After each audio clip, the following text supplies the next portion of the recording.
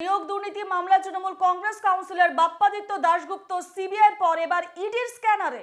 Councillor Bappaditya দাশগুপ্তকে এবার ইডির তলব।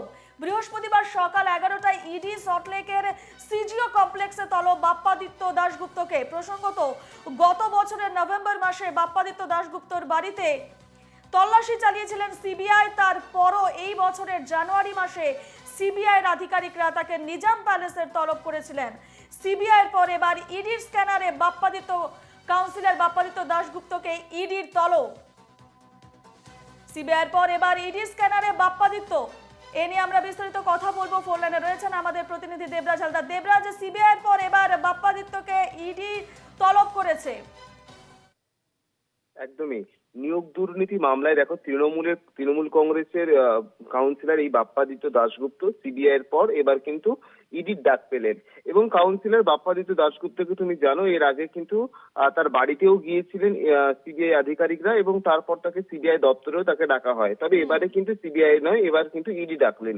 এবং আগামীকাল সকাল 11টায় ইডি দপ্তরে সল্টলেকের সিজিও কমপ্লেক্সে তলব করা হয়েছে এই বাপ্পাদিত্য দাশগুপ্ত। এবং প্রসঙ্গত গত বছর নভেম্বরে তোমাকে যেটা প্রথমেই বললাম যে বাপ্পাদিত্য দাশগুপ্তের বাড়িতে তল্লাশি অভিযান চালিয়েছে সিবিআই এবং এরপরে এই বছরের জানুয়ারি মাসে কিন্তু সিবিআই আধিকারিকরা তাকে নিজাম প্যালেসেও ডেকেছিলেন। তবে এবার প্রাথমিক নিয়োগ দুর্নীতি মামলায় বাপ্পাদিত্যের বাড়িতে যখন সিবিআই তল্লাশি করছে এবং নথিপত্র বাজেয়াপ্ত হয় এবং বাপ্পাদিত্য দাশগুপ্তকে এক দফা তলব করে জিজ্ঞাসাবাদ করা হয় সিবিআই আধিকারিকরা। এবং সূত্রের খবর প্রায় 100 পাতার নথি এবং তার বাড়ি থেকে কিন্তু উদ্ধার করে এবং সেই সময় তা নিয়ে কিন্তু তদন্তকারী আধিকারিকরা তাদের সঙ্গে বিভিন্ন রকম সুপারিশপত্র পাওয়া গিয়েছিল। মানে সেই 100 পাতার নথির সাথে অ্যাডমিট কার্ড সহ একাধিক যাবতীয় যে নথিপত্র পাওয়া গিয়েছিল সেগুলো নিয়ে তাকে জিজ্ঞাসাবাদ করা হয়। এমনকি পার্থ চট্টোপাধ্যায় সংক্রান্ত একাধিক প্রশ্নও কিন্তু সে সময় আমরা তাকে প্রশ্ন করেছিলাম, তাকে জিজ্ঞাসাবাদ করা হয়েছে কিনা পার্থ চট্টোপাধ্যায়ের সঙ্গে ঘনিষ্ঠতা সম্পর্ক নিয়ে।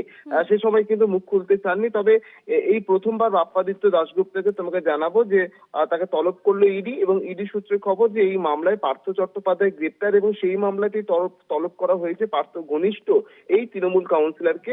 আগামীকাল তাকে মানে আয়কর রিটার্ন, তার ব্যাংকের অ্যাকাউন্ট নাম্বার সহ একাধিক নথিপত্র তাকে ইডি দপ্তরে নিয়ে হাজির হওয়ার জন্য তাকে কিন্তু সেইভাবেই নোটিশ করা হয়েছে। রূপা, ধন্যবাদ দেবরাজ।